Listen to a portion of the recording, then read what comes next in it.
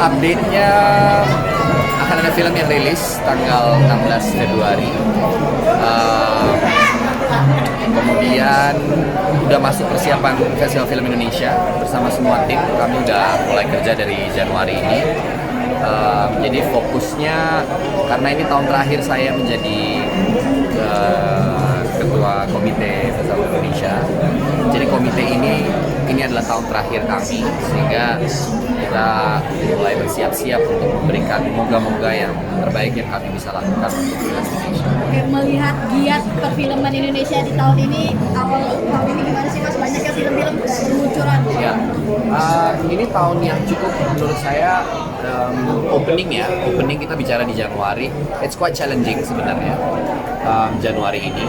Tapi mudah-mudahan hype yang ada di tahun lalu tetap bisa terjaga di tahun ini, hype tentang film Indonesia, karena kita tahu tahun lalu film Indonesia menghasilkan penonton di atas, saya rasa hampir 50 jutaan lebih penonton film Indonesia, so it's a very good numbers. Melihat pasca, ya bukan pasca ya, tapi di era pandemi yang sudah mulai menurun jauh gitu ya, tahun lalu merupakan indikator yang sangat baik untuk film Indonesia gitu. Baik film yang tayang di bioskop, film yang tayang di OTT juga mendapatkan respon yang sangat baik gitu. Mudah-mudahan tahun ini bisa menjadi tahun yang kembali membahagiakan dan membirakan untuk industri film. Ragam genre itu sudah pasti, kita banyak lihat banyak sekali genre. Ya itu sih. Menjadi komite, apa sih yang dilihat untuk film Indonesia ini? Mungkin penilaiannya seperti apa sih?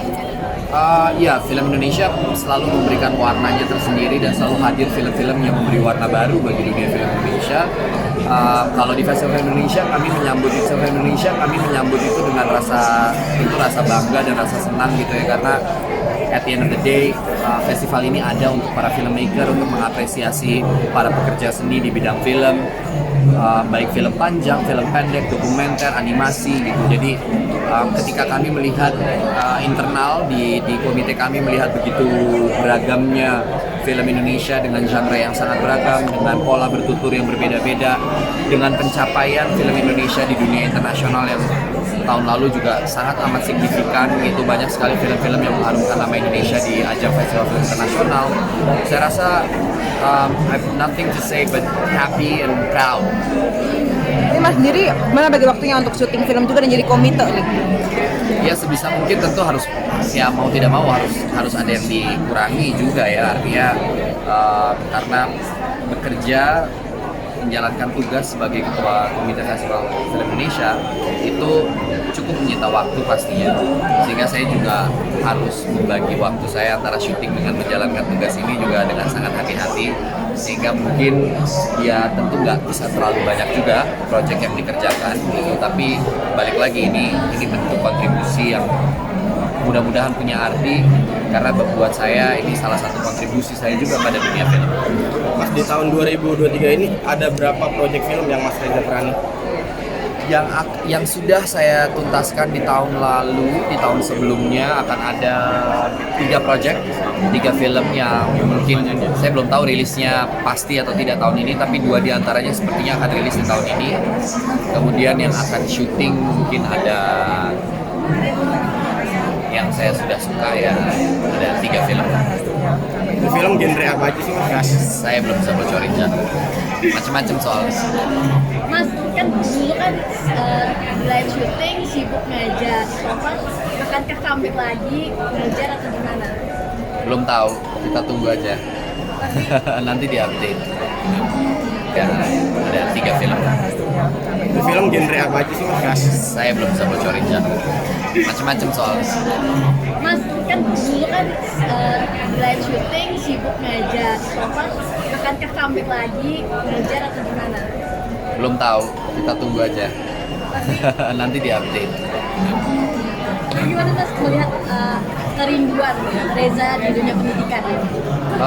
Ya selama ini saya masih tetap menjalankan tugas saya sebagai Goodwill Ambassador buat Yapika Action Aid, sebuah lembaga NGO yang saya bekerja dan fokusnya pada dunia pendidikan.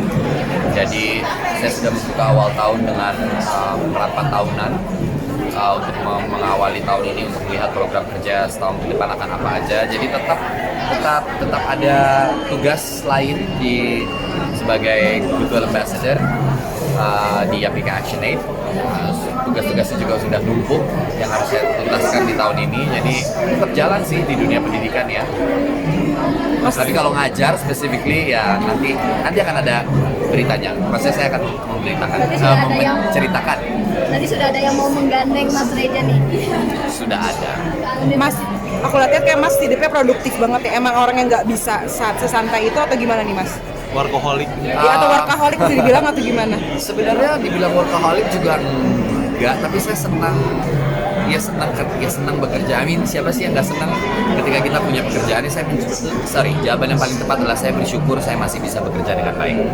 Saya bersyukur bahwa saya masih bisa produktif karena saya tahu ya tidak mudah tentunya gitu menyesuaikan semua hal, tapi juga saya tahu bahwa di luar sana mungkin ada orang-orang yang sedang menunggu kabar baik untuk bisa terlibat dalam sebuah film atau sedang menunggu kabar baik untuk bisa mendapatkan sebuah pekerjaan. Jadi ketika saya punya pekerjaan, ketika saya masih diberikan kepercayaan untuk bisa bekerja, saya rasa nggak ada kata lain selain mensyukuri itu ya.